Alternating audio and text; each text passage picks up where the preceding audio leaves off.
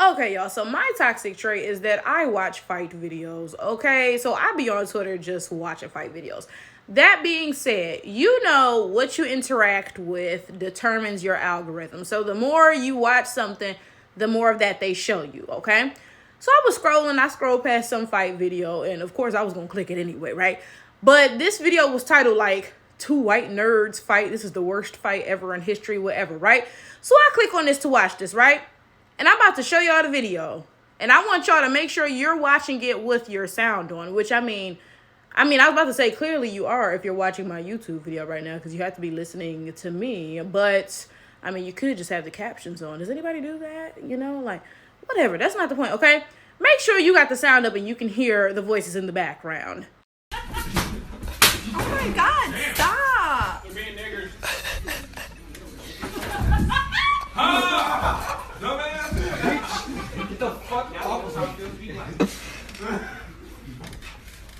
Get a shoe. I'm like, No, get my shoe. Give me my shoe. Did y'all hear that in the beginning of the video? There were no black people in this situation. Yet, you can hear someone in the background saying they're being blanks. I'm gonna go ahead and play my intro. Then we're gonna get into it.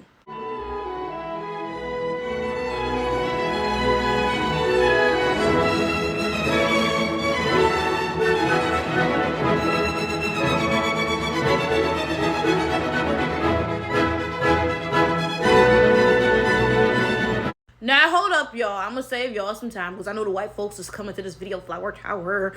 Why must you all make everything about race? My golly gee Willahurst. Like, I know y'all are coming. So let's just, let's nip some stuff in the bud right now. Oh, why do you make everything about race? Oh, ignore it and it will go away. Oh, yada, yada, yada. Like I said, let's save all of ourselves some time. Time is a valuable thing. That's really the only true commodity in this world. That's what my dad says all the time. But let's get back on task, right? There were no black people in this situation. Yet, you clearly hear one of them white boys say, oh, they're being niggers. Y'all. Now, first of all, before we even go into that, let's go somewhere else, then circle back around there, okay? Let's talk about the fact that if this had been a video full of black kids fighting and kikiing and cacaing and cursing and using slurs and all of this stuff, right? White folks would have been deep in the comments. Usual suspects. Oh, this is black culture. So and so and so, yada, yada, yada, right? But when they act like this and they do this stuff, oh, everything just good in the hood. It's crazy how everything bad is associated with black people. On the other hand, white people can act a fool, but still, somehow, their behaviors are never associated with white people in general, right? So, let's go back to the, they're being N-words thing, right? You saw a fight between two white people, right? And a classroom full of white kids. And somehow, you still managed to blame that negativity on black people. Even though the folks in this scenario have probably never even met a black person before, right? Yet, despite that, the fact that you all chose to act like damn fools well on your own, somehow that still gets attributed to black people, right? Same way, if it was a classroom with black kids fighting, that would have also gotten attributed to black people. On the other hand, white folks can shoot up schools and do all this other crazy shit, but still, that is not associated with them. No. Matter of fact, they still managed to somehow associate that with us. Like, that's the crazy thing. Even though they're the ones doing it, because it's negative, it still gets pushed on to black people. This actually reminds me something. You remember that group of Asian students and whoever else, right? They sued whatever governing body, I don't know, about affirmative action because they felt that unqualified black students were taking their spots. They were saying, hey, Asian students can get this score and we won't be accepted, but a black person can get a score lower than that and they will be accepted, right? So unqualified black students are taking our spots, right? So I was hearing about this for months and months and months. That happened a minute ago, right? And then this thought hit my mind. Because I went to Michigan State University for undergrad. Then I went to the University of Michigan, Ann Arbor for graduate school, right? And I'm going to tell you right now, there was no surplus of black people. I will say this. There was definitely more black people at Michigan State than University of Michigan. Like, if you were just walking down the street on campus at MSU, you would see some black faces. At U of M, I was like, is this a sundown town? Like, where are all the black people at? I'm not even joking, right? So I went to these universities, and again, there was no overabundance of black folks. Yet people are talking about we're taking their spots. There's only like 1 or 2 black people on campus. Like, what spots are you talking about that we took? Realistically, it ain't even no black people at these colleges. It's like, that's the reality, okay? We are barely there. We're barely there, right? But you all will still spin this narrative and make black people the face of something that you say is negative, right? It's crazy how black people are always the face of every initiative. Oh yeah, we're trying to get, more black people into these schools, more whatever, so and so and so. So we become the face of DEI and welfare and affirmative action. We're trying to help poor black families, so and so and so, right? But then the stuff doesn't even end up going to us or helping us, right? Whenever you have a minority scholarship, a black person is probably not getting it. Like, in fact, a lot of times it'll be a white woman getting it because they're women, right? Like, quite literally, right? But still, black people will be the face of this thing somehow, even though we don't even have anything to do with it, actually. And you know what? I thought that watching these fight videos was my toxic trait, but hold up. Because watching these fight videos made me realize something. Because to be fair, I grew up in Detroit. I went to Detroit public schools. Everybody looked like me, right? So I don't have a lot of exposure being in non-black schools. Now, side note, y'all know that I do coach chess, which we'll get to that in a second. And sometimes I coach chess in white and Asian schools, right? But I'm talking about that perspective of actually being in school, in the hallways, during school when fights are breaking out and stuff, right? So I've never experienced that firsthand in these non-black schools, right? But from watching these fight videos, I can tell you right now, baby, they rumbling just as much as the black kids. Yet for some reason, kids fighting at school and doing whatever is associated with only the black kids. Again, do you see how these negative associations always get pinned onto black people? Never any other group. And I'll tell you something else. As somebody who has worked in white and Asian schools, I will tell you right now, them white kids is bad as hell. Some of the baddest kids I've ever worked with were some white kids in Waterford, Michigan. I kid you not. I'm not even joking, y'all. Like, them kids was ruffian. That's the only way to describe them. I'm not even joking. They was elementary schoolers, right? When I tell you I used to go in there, right? Mind you, the room was right by the front door. And you know, in elementary schools, they always have somebody sitting at the front door so no randoms come in the building, right? So I used to be in that room. I would close the door. I'd be like, sit down. Like, because they was really bad. Like, they really needed the black mother treatment. I'm not going to hold you, right?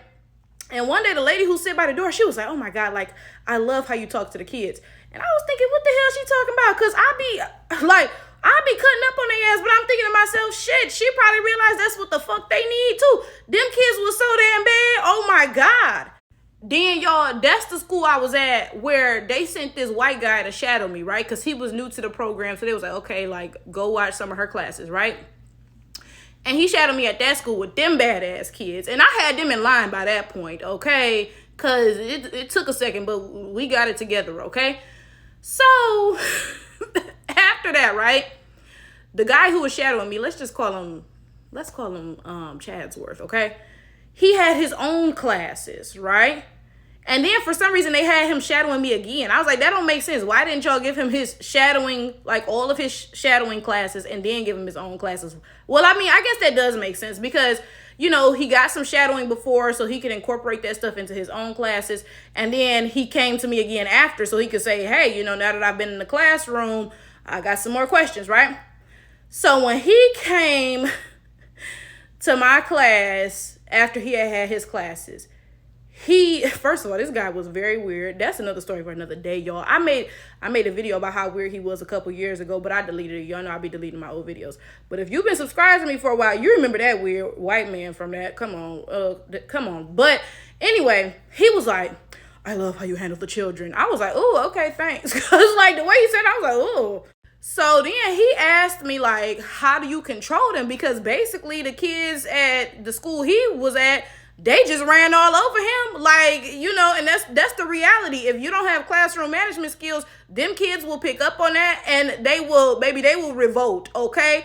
So he's like, yeah, I couldn't even teach anything because they was just cutting up, right? And realistically, most of the kids in after school chess don't want to play chess. Their parents just put them in that shit, right? So if they get a teacher who can't control the class and they don't want to learn chess anyway, they're gonna, come on now. We know how kids are. They not stupid. They pick up on a lot of stuff, right? But he asked me like, yeah, how do you handle them? And I'm telling him, and I'm just thinking to myself, baby, you don't have the black mother gene. I'm sorry, but you might as well just find another job because like, honestly, right? But my point again is, when I tell you them white kids was bad as hell, they was bad as hell. But black kids are the kids who are the face of bad kids. Isn't that peculiar? White people went all over the world.